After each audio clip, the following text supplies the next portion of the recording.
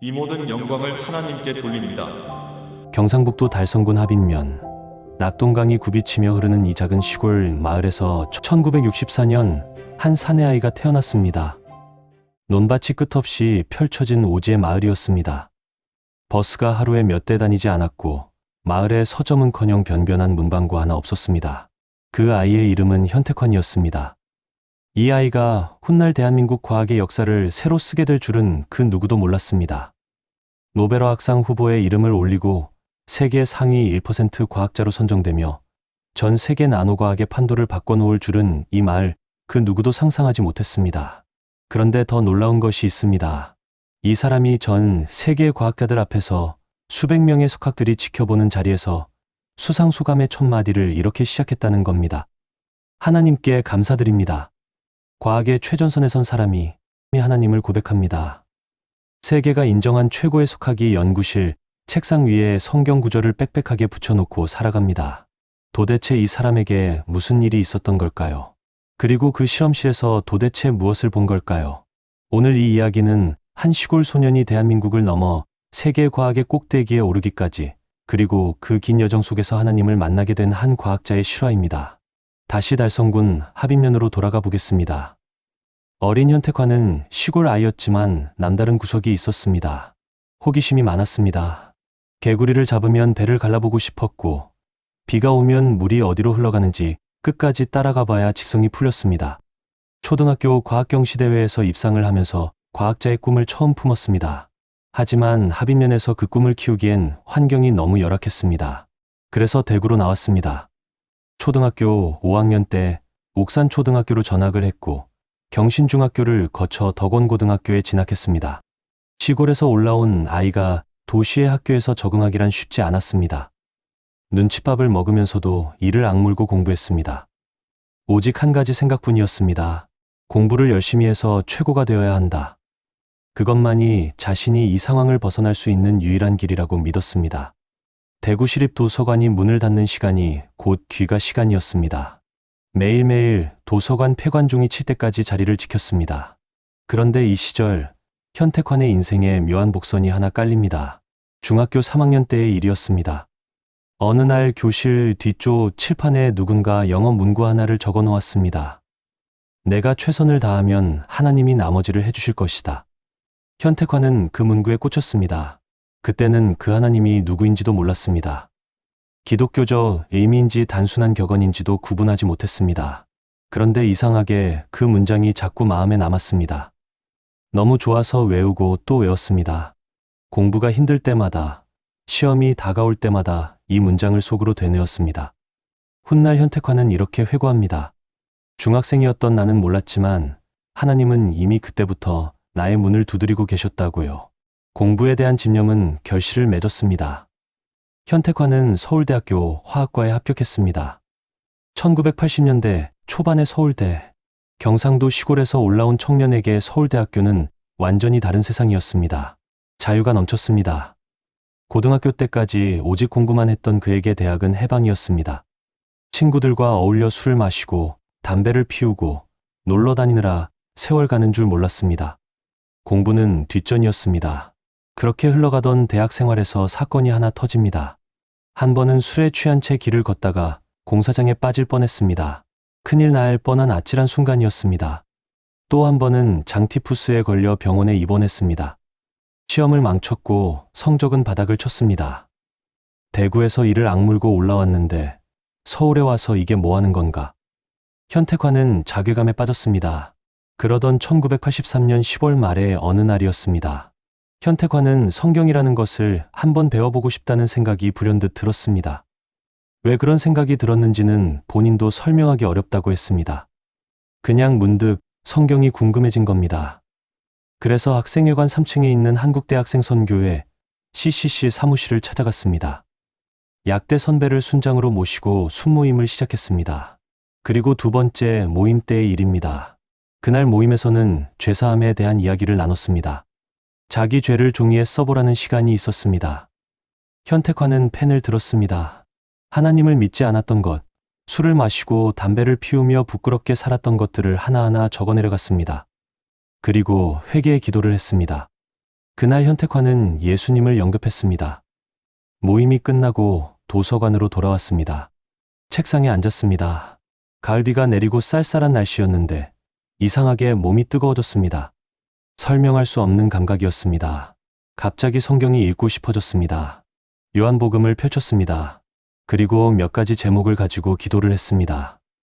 다시 공부를 시작했는데 놀라운 일이 벌어졌습니다. 너무나 평안한 마음이 밀려왔습니다. 기쁨이 온 몸을 감쌌습니다. 1시간 정도 공부했는데 다른 때 4시간 공부한 것보다 더 많은 분량을 소화했습니다. 그날 저녁 어떤 모임에 참석해서 술을 마시게 됐습니다. 그런데 술이 너무 써서 한 모금도 넘길 수가 없었습니다. 어제까지만 해도 잘 마시던 술이었습니다. 현택화는 그때 깨달았습니다. 낮에 드린 기도가 응답된 것이라고요. 무언가가 달라졌다는 것을 온몸으로 느꼈습니다. 이것이 서울대학교 화학과 학생 현택환이 하나님을 만난 첫 번째 순간이었습니다. 하지만 이것은 시작에 불과했습니다. 하나님은 이 청년에게 훨씬 더 긴 여정을 준비해 놓고 계셨습니다. 서울대에서 학사와 석사를 마친 현택환은 1991년 미국 유학길에 올랐습니다. 목적지는 일리노이 대학교, 무기화학 분야에서 박사과정을 밟기 위해서였습니다. 그런데 사실 일리노이 대학교는 현택환의 첫 번째 선택이 아니었습니다. 서울대에서 공부를 꽤 잘했던 그는 국기장학생이었습니다. 입학 허가도 여러 곳에서 받았습니다. 당연히 미국의 최상위권 대학교에 갈 수 있을 거라 기대했습니다. 그런데 당시 미국의 경제 사정이 좋지 않아서 장학금을 주겠다는 학교가 일리노이 대학교밖에 없었습니다. 일리노이 대학교가 나쁜 학교는 아니었지만 최상위 5위권은 아니었습니다. 현택환은 실망했습니다. 하지만 갈 수밖에 없었습니다. 그렇게 시작된 미국 유학 생활은 상상 이상으로 혹독했습니다. 박사과정 1년차, 2년차, 3년차. 3년이라는 시간 동안 현택환에게는 연구 결과가 단 하나도 나오지 않았습니다.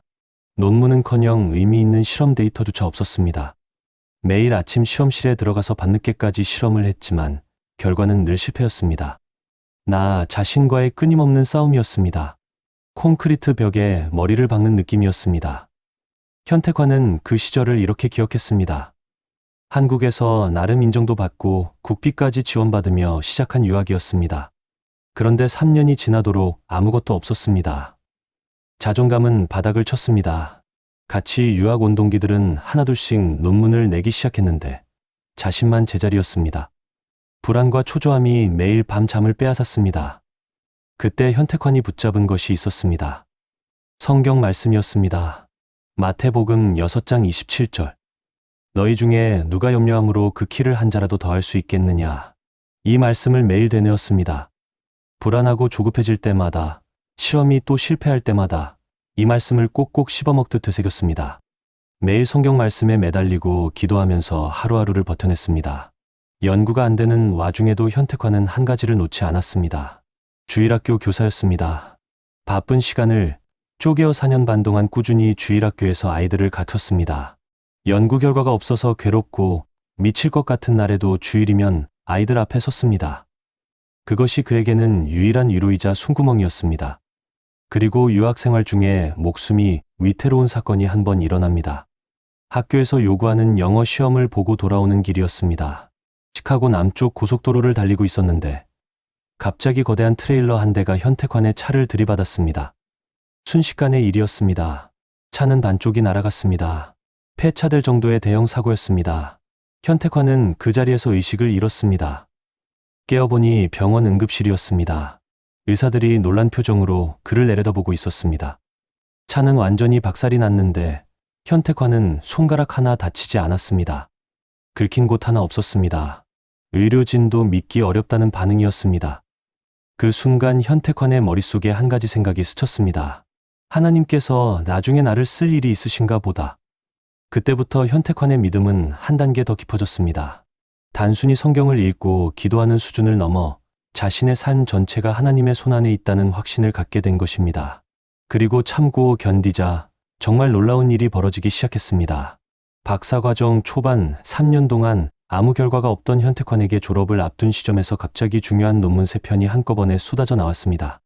3년 동안 아무것도 없다가 졸업 직전 1년 만에 핵심 논문 3편이 나온 겁니다. 그런데 여기서 정말 소름 돋는 대목이 있습니다. 서울대학교에서 교수를 뽑을 때는 지원자의 최근 3년간 업적만을 평가 기준으로 삼습니다. 만약 현택환이 유학 초반에 논문을 냈다면 졸업할 무렵에는 그 논문들이 이미 3년이 지나 평가 대상에서 빠져 있었을 겁니다. 하지만 현택환의 논문은 졸업 직전에 나왔기 때문에 3편 모두가 최근 3년 안에 포함되었습니다. 서울대 교수 임용 심사에서 3편의 논문이 전부 카운트된 겁니다. 현택환은 이렇게 말했습니다. 처음 유학 3년 동안 아무런 연구 결과가 없어서 괴로웠는데 지나고 보니 오히려 결과적으로 잘된 것이었다고요. 하지만 그때는 너무너무 힘들었다고요. 매일 성경 말씀에 매달리고 기도하면서 버텨냈는데 그때 자신의 신앙이 많이 연단되고 성숙해진 것 같다고 했습니다. 모든 것이 합력하여 선을 이룬다. 로마서 8장 28절. 이 말씀이 현택환의 삶에 글자 그대로 적용된 겁니다. 초반 3년의 공백이 저주가 아니라 축복이었습니다. 하나님은 빨리 가게 하시지 않고 바로 가게 하셨습니다. 박사학위를 마친 현택환은 시카고에 있는 노스웨스턴 대학교에서 박사후 연구원 과정을 밟았습니다. 이 시기에 그는 제자훈련까지 받았습니다. 성경 구절을 외우고 또 외웠습니다. 그때 암송한 말씀들이 훗날 그의 인생 전체를 지탱하는 버팀목이 됩니다. 그리고 1997년 현택환에게 서울대학교 교수 임용 통보가 왔습니다. 그런데 여기서도 하나님의 섭리라고밖에 설명할 수 없는 일이 벌어집니다. 현택환은 화학과를 졸업했습니다. 그런데 서울대에서 그에게 자리를 준 곳은 화학과가 아니라 공과대학의 화학생물공학부였습니다. 화학과 출신이 공대 교수가 된 것은 서울대 역사상 처음 있는 일이었습니다. 큰 기대 없이 서류를 제출했는데 뜻밖의 공대에서 임용 통보가 온 겁니다. 현택환은 처음에 의아했습니다. 왜 하필 공대일까? 하지만 나중에 깨달았습니다. 화학의 기초 이론과 공학적 응용을 모두 아우르는 위치에 서게 된 것이 바로 나노 기술을 개발할 수 있는 최적의 토양이었다는 것을요. 순수 화학과에만 있었다면 결코 나노 소재의 산업적 응용까지 나아가지 못했을 겁니다. 하나님께서 그때 나를 공과대학으로 보내신 뜻을 나중에 한국에서 나노 기술을 개발하게 되면서 깨닫게 되었다고 현택환은 고백했습니다. 서울대 교수가 된 현택환은 의욕에 넘쳤습니다. 부임하자마자 정부의 대형 연구 프로젝트에 도전했습니다. 당시 연구비가 연간 7억에서 8억 원에 달하는 지금 기준으로 치면 20억 원 가까운 대규모 사업이었습니다. 1차 심사를 통과했습니다. 1등으로 올라갔다는 소문까지 들었습니다. 현택환은 당연히 될 줄 알았습니다. 하나님께서 내게 연구비를 주시는구나 그렇게 생각했습니다. 그런데 떨어졌습니다. 이유가 황당했습니다. 나이가 너무 어리다는 것, 그리고 한국에서의 업적이 없다는 것. 한국에 온 지 1년밖에 안 됐는데 무슨 업적이 있었겠습니까? 말도 안 되는 이유였습니다. 현택환은 크게 낙담했습니다. 하지만 나중에 돌이켜보니 떨어진 것이 은혜였습니다. 그 프로젝트의 연구 주제는 너무 앞서 나간 아이디어여서 지금까지도 별다른 발전이 없는 분야였습니다. 만약 그때 그 프로젝트가 선정됐더라면 현택환은 이후 9년이라는 세월을 성과 없는 연구에 매달리며 허송세월했을 겁니다. 오늘날 나노기술의 대가 현택환은 존재하지 않았을 겁니다. 현택환은 이렇게 말했습니다. 하나님께서 말도 안 되는 이유로라도 떨어지게 하신 거라고요. 더 좋은 길로 인도하시려고요. 그리고 3년 뒤 현택환은 똑같은 규모의 연구비를 따냈습니다. 그 연구 주제가 바로 그를 세계적인 과학자로 만들어준 나노 기술이었습니다. 실패의 순간에 하나님의 뜻을 구하며 따랐을 때 환경과 사람과 기회가 합력이란 이름으로 융합되어 선을 이뤘습니다. 현택환 본인의 표현입니다. 이제 본격적으로 나노의 세계로 들어가 보겠습니다. 20여 년 전 현택환이 처음 나노 분야에 뛰어들었을 때의 이야기입니다. 당시 한국에서 나노라는 단어는 거의 알려져 있지 않았습니다. 주변 사람들은 니나노 공부를 한다며 웃음거리로 여겼습니다. 나노가 뭐냐고 물으면 설명하기도 어려웠습니다. 1나노미터는 10억 분의 1미터입니다. 머리카락 굵기의 10만 분의 1에 해당하는 눈에 보이지도 않는 세계입니다. 원자와 분자를 조작해서 물질의 성질을 바꾸고 새로운 기능을 만들어내는 기술이지요. 이 기술이 왜 중요한지 말씀드리겠습니다. 우리가 매일 쓰는 스마트폰 안에 들어있는 반도체 칩이 나노미터 크기의 소재로 만들어져 있습니다. 병원에서 찍는 MRI 영상의 해상도를 높이는 기술, 항암제의 부작용을 줄이면서 효과를 극대화하는 기술, 태양전지의 효율을 끌어올리는 기술, 이 모든 것에 나노 기술이 쓰이고 있습니다. 현대 과학기술이 한계에 부딪혔을 때 돌파구를 제시하는 기술이라 해서 도우미 기술이라고도 불립니다. 그런데 나노 기술에 가장 큰 문제가 있었습니다. 나노 입자를 균일한 크기로 만드는 것이 거의 불가능에 가까웠다는 겁니다. 나노 입자의 크기가 조금만 달라져도 성질이 완전히 변합니다. 예를 들어 같은 물질이라도 나노 입자의 크기가 2나노미터일 때와 5나노미터일 때 색깔이 다르고 자성이 다르고 전기적 성질이 다릅니다. 그래서 나노 입자를 활용하려면 크기가 완벽하게 균일해야 합니다. 그런데 기존 방법으로는 크기가 제각각인 나노 입자가 뒤섞여서 나왔습니다. 마치 모래알처럼 큰 것 작은 것이 뒤죽박죽이었습니다. 그래서 만들고 나서 일일이 크기별로 골라내는 크기 분리 과정을 거쳐야 했습니다. 시간도 오래 걸리고 비용도 엄청났습니다. 대량 생산은 꿈도 못 꿀 일이었습니다. 현택화는 이 문제에 도전했습니다. 크기 분리 과정 없이 처음부터 균일한 크기의 나노 입자를 만들 수 있는 방법은 없을까? 그 방법을 찾기 위해 수없이 많은 실험을 반복했습니다. 그런데 여기서 정말 놀라운 일이 벌어집니다. 어느 날 현택환의 연구실에서 한 대학원생이 실험을 하고 있었습니다. 촉매 물질의 안정성을 향상시키는 연구였습니다. 그런데 이 학생이 실수를 했습니다. 반응 온도를 너무 높여버린 겁니다. 결과적으로 원래 만들려던 물질이 아니라 전혀 쓸모없어 보이는 금속 상태의 물질이 만들어졌습니다. 실험 실패였습니다. 보통이라면 그냥 버렸을 겁니다. 그런데 현택환은 이 실패한 결과물을 버리지 않았습니다. 혹시나 하는 마음으로 이 금속을 촉매로 사용해보자고 했습니다. 결과는 놀라웠습니다. 기존의 촉매보다 훨씬 우수한 성능을 보인 겁니다. 완전한 실패라고 생각했던 실험에서 세계적인 연구 결과가 나왔습니다.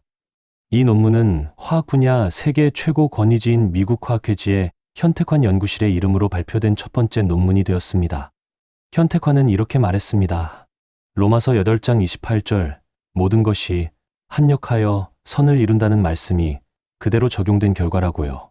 우리가 계획해서 된 것이 아니라고요. 그리고 이 우연이 아닌 우연은 계속됐습니다.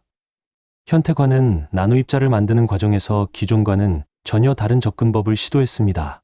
기존에는 이미 높은 온도로 가열된 용매에 전구체를 넣는 방식, 이른바 열분사법을 사용했습니다. 이 방법은 온도 제어가 어렵고 입자의 크기가 불균일해지는 문제가 있었습니다. 현택환은 역발상을 했습니다. 상온에서 재료를 다 넣고 천천히 온도를 올리면 어떻게 될까? 서서히 가열하는 과정에서 나노 입자가 동시에 생성되기 시작하면 크기가 균일해지지 않을까? 이것이 바로 승운법이었습니다. 실온에서 서서히 가열해 나노 입자를 합성하는 이 방법은 세계 최초의 기술이었습니다. 2001년 현택환은 이 승운법을 미국 과학회지에 발표했습니다. 반응은 폭발적이었습니다. 전 세계 나노 과학자들이 주목했습니다. 그리고 3년 뒤인 2004년 현택환은 한 단계 더 나아갑니다. 승운법을 응용해서 균일한 나노 입자를 대량으로 합성하는 방법을 개발한 겁니다. 기존 방법 대비 1000분의 1의 가격으로 1000배 많은 양의 나노 입자를 생산할 수 있는 혁명적인 기술이었습니다. 이 논문은 세계 최고 권위의 학술지 네이처 머터리얼즈에 게재되었습니다. 이 논문 한 편이 이후 2000번 이상 인용되면서 나노 입자 합성 분야에서 가장 많이 인용된 논문 중 하나가 되었습니다. 대한민국 경상북도 달성군 하빈면의 시골 소년이 개발한 기술이 전 세계 나노과학의 표준이 된 겁니다. 주변에선 이 나노 공부한다고 웃었던 그 분야에서 세계 최고가 된 겁니다. 그런데 현택환은 이 모든 과정에서 하나의 사실을 반복적으로 강조합니다. 우리 연구실에서 지금까지 나온 세계적인 연구 결과들이 인간의 계획대로 된 것이 아니라 하나님의 은혜인 경우가 너무도 많았다는 겁니다. 학생의 실수로 반응 온도를 너무 높인 것이 세계적 촉매 연구의 시작이 되었고, 일리노이 대학교밖에 갈 곳이 없었던 것이 오히려 서울대 교수 임용의 발판이 되었고, 대형 프로젝트에서 떨어진 것이 나노 기술 연구의 시작이 되었습니다. 모든 실패가 나중에 보면 반드시 더 큰 것을 위한 준비였습니다. 과학기술이나 의학 역사에서 큰 업적들 중에는 우연히 또는 뜻밖의 상황에서 때로는 실패라고 여겨졌던 과정에서 건진 발견들이 적지 않습니다. 하지만 현택환에게 이것은 우연이 아니었습니다. 하나님의 섭리였습니다. 2020년 현택환의 인생에서 가장 특별한 해가 찾아옵니다. 그해 1월부터 4월까지 단 4개월 동안 현택환은 세계 최고 권위의 학술지 4곳의 논문을 잇따라 게재합니다. 네이처, 네이처 머터리얼즈, 네이처 나노테크놀로지, 사이언스. 과학자라면 평생 한 번 이름을 올리기도 어려운 저널들입니다. 그 4곳에 4개월 만에 4편의 논문을 실은 겁니다. 각각의 저널이 현택환의 논문을 표지로 선정했습니다. 과학사에서 1666년을 뉴턴의 기적의 해라 부르고 1905년을 아인슈타인의 기적의 해라 부릅니다. 현택환은 2020년을 자신에게 주어진 기적의 해라고 불렀습니다. 그리고 그 기적의 주인은 하나님이라고 고백했습니다. 같은 해 9월 국제학술정보서비스 기업 클래리베이트가 발표하는 노벨상 유력 후보 목록에 현택환의 이름이 올랐습니다. 한국인 최초로 노벨 과학상 수상이 현실로 다가오는 것 아니냐는 기대가 온 나라를 뒤덮었습니다. 대한민국 전체가 들끓었습니다. 뉴스마다 현택환 교수의 이름이 도배됐습니다. 고향 달성군 하빈면에서는 마을 잔치 준비에 들어갔습니다. 10월 7일 노벨 화학상 발표일이 왔습니다. 전 국민이 숨을 죽이고 발표를 지켜봤습니다. 결과는 아쉬운 불발이었습니다. 그해 노벨 화학상은 유전자 가위 기술을 개발한 프랑스와 미국의 과학자에게 돌아갔습니다. 고향 마을의 기대는 실망으로 바뀌었습니다. 하지만 현택환의 반응은 의외로 담담했습니다. 노벨상 반열에 들어간 것만 해도 굉장히 영광스럽다고 했습니다. 화학 분야 전체에 내 이름이 올라간 것 자체가 큰 성과라고요. 그리고 학계에서는 아직 살아있는 후보라는 평가가 이어졌습니다. 사실 현택환에게 노벨상보다 더 중요한 것이 있었습니다. 그것은 다른 사람의 눈에는 잘 보이지 않는 조용한 곳에서 일어나고 있었습니다. 서울대학교 관악 캠퍼스. 현택환의 연구실을 처음 방문한 사람은 깜짝 놀란다고 합니다. 연구실 안에 들어서면 책상 위, 모니터 옆, 벽면 곳곳에 성경 구절이 빽빽하게 붙어 있기 때문입니다. 교만을 경계하는 말씀, 겸손을 체근하는 말씀, 위로를 주는 말씀, 복음의 능력을 확신하는 말씀들이 연구실 구석구석을 채우고 있습니다. 누구의 연구실인지 모르고 들어온 사람이라면 분명히 신학대학 교수나 목회자의 방이라고 착각했을 겁니다. 그런데 이곳은 세계적인 나노과학자의 연구실입니다. 책상 모니터 바로 옆에는 나는 이렇게 살 것이다라는 제목의 메모가 붙어 있습니다. 현택환이 스스로에게 건 다짐 7가지. 그 첫 번째가 하나님을 우선순위에 둔다는 것입니다. 항상 감사하며 기뻐하며 살도록 노력한다. 문제가 생기면 기도부터 한다. 모든 문제를 온전히 하나님께 맡긴다. 교만하거나 자랑하지 않는다. 이런 다짐들이 세계 최고의 나노과학자 책상 위에서 매일 아침 그를 맞이하고 있습니다. 야고보서 4장 6절 말씀도 그 중 하나입니다. 하나님이 교만한 자를 물리치시고 겸손한 자에게 은혜를 주신다. 현택환은 이 말씀을 늘 마음에 새기고 삽니다. 겸손한 자에게 지혜를 주시고 영감을 주신다는 것을 알기에 모든 영광을 하나님께 돌립니다. 그리고 현택환에게는 그 어떤 연구 프로젝트보다 소중하게 여기는 모임이 하나 있습니다. 코람데오, 라틴어로 하나님 앞에서라는 뜻입니다. 매주 수요일, 현택환은 자신의 제자들과 함께 이 이름으로 모여 찬양을 하고 기도를 나누고 말씀을 함께 읽습니다. 서울대 교수로 부임한 직후인 1997년부터 시작해서 지금까지 한 번도 쉬지 않고 이어오고 있습니다. 기초과학연구원 나노입자연구단장으로서 연간 100억 원의 연구비를 운영하고 150명이 넘는 연구원들과 함께 일하며 미국 과학회지의 편집장으로서 전 세계를 종횡무진하는 와중에도 현택환이 절대로 빠뜨리지 않는 모임이 바로 이 코람데오입니다. 이 모임을 통해 일어난 일들이 있습니다. 현택환의 메이저 업적 중 하나인 논문이 나올 당시의 이야기입니다. 함께 연구하던 한 대학원생이 있었습니다. 현택환은 그 학생에게 이 논문을 위해 함께 기도하자고 권했습니다. 그것이 계기가 되어 그 학생은 예수님을 믿게 되었습니다. 이후 함께 선교여행도 다녀오고 성령 체험도 했습니다. 신실한 자매와 결혼하고 좋은 대학교에서 교수 생활을 하고 있습니다. 또 다른 제자는 과 수석으로 졸업한 학생이었습니다. 현택환의 영향으로 서울대학교에 나가기 시작했고 코람데오 모임을 통해 믿음을 키워갔습니다. 하나님을 모른 채 연구실에 들어왔다가 신실한 크리스천 과학자로 변해가는 모습을 보는 것이 자신에게 가장 큰 행복이라고 현택환은 말했습니다. 일반적으로 과학자는 신앙을 잘 받아들이기 어렵다는 통설이 있습니다. 과학은 증거와 검증을 중시하고 신앙은 보이지 않는 것을 믿는 영역이라는 이유에서입니다. 그런데 현택환의 연구실에서는 그 통설이 무너지고 있었습니다. 세계 최고의 과학을 연구하는 바로 그 실험실에서 사람들이 하나님을 만나고 있었습니다. 현택환은 또 서울대학교회가 생기던 초창기부터 관여했습니다. 5년 동안 재정집사를 맡으며 교회를 섬겼습니다. 서울대 교수들과 학생들이 모인 이 교회를 통해 단기 선교 여행을 가기도 했고 서울역 앞에서 찬양을 하다가 지나가는 사람에게 오물을 맞은 적도 있었습니다. 대한민국 최고의 대학교 석좌 교수가 서울역 앞에서 찬양을 부르다가 오물 세례를 받은 겁니다. 하지만 현택환은 그런 일을 부끄러워하지 않았습니다. 오히려 그 과정 자체가 복음의 지경을 넓혀가는 기쁨이라고 말했습니다. 그리고 현택환이 세상 앞에서 보여주는 용기가 있습니다. 그는 모든 수상 소감과 연구 발표 자리에서 반드시 첫마디를 하나님께 감사드린다는 말로 시작합니다. 수백 명의 과학자들이 모인 학회에서 정부 고위 인사들이 참석한 시상식에서 과학자가 하나님에 대한 감사를 먼저 표현한다는 것은 대단한 용기가 필요한 일입니다. 과학계에서는 종교적 신앙을 자신의 연구에 섞지 않는 것이 암묵적 규칙입니다. 기독교인 과학자라 하더라도 공식 석상에서 하나님을 언급하는 것은 극히 드뭅니다. 때로는 이상한 시선을 감수해야 하고 편견과 불이익까지 감수해야 할 때도 있습니다. 현택환은 처음에 그런 시선이 많았다고 솔직하게 인정했습니다. 하지만 이제는 대놓고 이야기하는 사람은 없다고 했습니다. 이미 세계 최고의 자리에 올라와 있기 때문이라고요. 하지만 더 정확히 말하면 현택환이 대범하게 하나님을 고백할 수 있었던 것은 자신의 위치 때문이 아닙니다. 여기까지 올라오게 하신 하나님의 은혜를 너무나 잘 알기에 그 신비한 은혜에 감사를 표현하지 않을 수가 없었기 때문입니다. 여기서 잠시 현택환의 연구가 세상에 어떤 의미를 가지는지 짚어보겠습니다. 현택환이 개발한 승운법은 단순히 학술적 성과에 그치지 않았습니다. 이 기술은 실제 산업에 혁명적인 변화를 가져왔습니다. 삼성의 QLED 디스플레이가 상용화될 수 있었던 것도 균일한 양자점 나노 입자를 대량 생산할 수 있는 기술이 뒷받침되었기 때문입니다.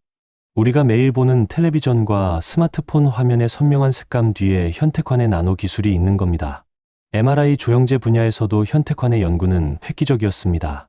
기존 MRI 조영제는 가돌리늄이라는 물질로 만들어졌는데 부작용이 있었습니다. 현택환은 산화철 나노 입자를 이용한 새로운 MRI 조영제를 연구 개발했습니다. 부작용은 없애면서 해상도는 더 높인 기술입니다. 암세포만 골라 죽이는 나노 수류탄이라는 기술도 화제가 되었습니다. 현택환이 단장으로 있는 기초과학연구원 나노입자연구단의 연간 연구비만 100억 원이 넘습니다. 나노 기술이 국가적 관심 사업이라는 증거입니다. 재료, 의료, 정보통신, 에너지, 반도체.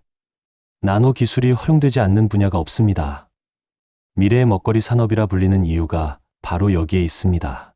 이 모든 것의 출발점이 경상북도 달성군 하빈면의 한 시골 소년이었다는 사실, 그리고 그 소년이 중학교 3학년 때 교실 칠판 뒤에서 읽은 내가 최선을 다하면 하나님이 나머지를 해주실 것이다라는 문장이었다는 사실.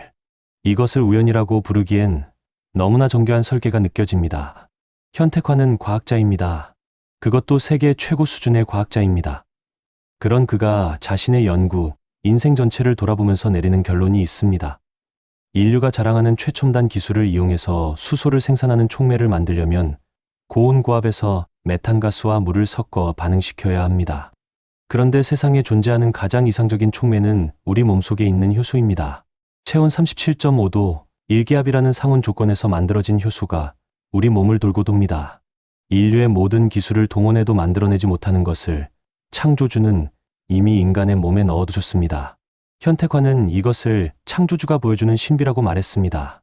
과학을 깊이 파고들수록 하나님이 더 선명하게 보인다는 것. 이것이 현택환이 수십 년간의 연구 끝에 도달한 결론이었습니다. 2023년 노벨 화학상이 양자점 연구 과학자에게 돌아갔습니다. 양자점의 대량 생산법을 개발한 현택환은 다시 한번 유력 후보로 이름이 올랐지만 아쉽게 수상에는 이르지 못했습니다. 하지만 학계에서는 여전히 현택환을 살아있는 후보로 평가하고 있습니다. 사실 현택환에게 노벨상은 궁극적인 목표가 아닐지도 모릅니다. 그에게 진짜 중요한 것은 다른 곳에 있으니까요. 유네스코 선정 세계 100대 화학자. 화학과 재료과학 두 분야에서 동시에 세계 상위 1% 연구자. 삼성호암상, 포스코 청암상, 대한민국 최고과학기술인상 그랜드슬램 달성. 미국 과학회지 편집장. 네이처와 사이언스의 수십 편의 논문 게재. 이 모든 화려한 이력 뒤에서 현택환이 가장 자랑스럽게 여기는 것은 따로 있습니다. 서울대 교수로 부임한 이후 매주 한 번도 빠지지 않고 이어온 코람데오 모임, 그리고 그 모임을 통해 하나님을 만난 제자들이 신실한 과학자로, 그리스도인으로 세상에 나가 빛을 발하고 있다는 것. 그것이 현택환에게는 노벨상보다 더 큰 상입니다. 현택환은 이렇게 말합니다. 과학자로서 좋은 연구의 동역자들을 만나는 게 곧 합력하여 선을 이루는 과정이라고요. 21세기에는 여러 분야의 전문성이 결합했을 때 최고의 결과가 나온다고요. 세계적 연구의 핵심에는 사람이 있고 그 사람을 보내주시는 분은 하나님이시라고요. 지금 이 순간에도 서울대학교 관악 캠퍼스 어딘가에서 성경 구절이 빽빽하게 붙어있는 한 연구실에 불이 켜져 있을 겁니다. 그 안에서 한 과학자가 오늘도 10시간째 연구에 매진하고 있을 겁니다. 그리고 잠시 연구를 멈추고 모니터 옆에 붙어있는 메모를 바라볼 겁니다. 하나님을 우선순위에 둔다. 나의 나 된 것은 하나님의 은혜입니다. 이것이 대한민국이 낳은 세계적 과학자 현택환이 수십 년간의 연구와 실패와 성공을 관통하며 도달한 단 하나의 결론입니다.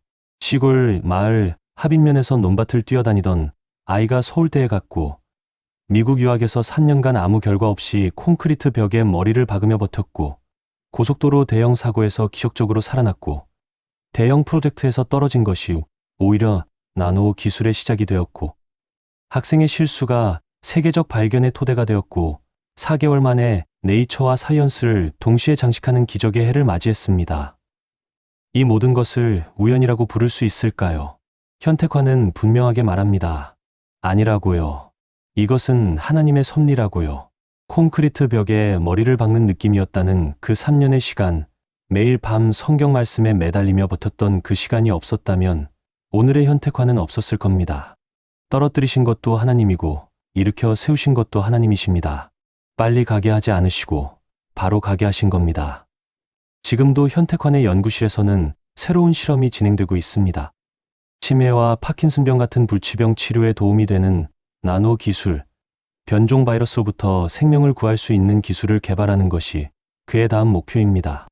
인류에게 도움을 줄 수 있는 환경 친화적인 기술을 만드는 것이 크리스천 과학자로서 하나님께 영광 돌리는 길이라고 현택환은 믿고 있습니다. 그리고 매주 수요일이면 여전히 코람데오 모임이 열립니다. 현택환과 그의 제자들이 둘러앉아 찬양을 부르고 기도를 나누고 말씀을 함께 읽습니다. 세계 최고의 나노과학 연구실에서 하나님의 이름이 불리고 있습니다. 실험실에서 하나님을 만난 과학자가 그 실험실에서 다른 사람들에게도 하나님을 전하고 있습니다. 지금까지 지내온 것 주의 크신 은혜라. 현택환은 이 찬송가를 부를 때면 지금도 눈물이 핑 돈다고 했습니다. 시카고 고속도로에서 트레일러에 차가 박살났는데 손가락 하나 다치지 않았던 그날을 떠올리면 3년간 아무 결과가 없어서 미칠 것 같았는데 졸업 직전에 논문 3편이 한꺼번에 쏟아졌던 그 순간을 떠올리면 대형 프로젝트에서 떨어졌는데 그것이 오히려 나노 기술의 문을 열어준 그 반전을 떠올리면 그때마다 이 찬송가의 가사가 자신의 인생 그 자체라는 것을 깨닫는다고 합니다. 교실 뒤 칠판에 적혀있던 그 영어 문구. 내가 최선을 다하면 하나님이 나머지를 해주실 것이다. 중학교 3학년 현택환은 그때 그 하나님이 누구인지 몰랐습니다. 하지만 수십 년이 지난 지금 서울대학교 석좌 교수이자 세계적 나노과학자가 된 현택환은 그 하나님이 누구인지 정확하게 알고 있습니다. 그리고 그 하나님이 자신의 인생 처음부터 끝까지 함께하고 계셨다는 것도 알고 있습니다. 무신론자였던 서울대 교수가 실험실에서 하나님을 만났습니다.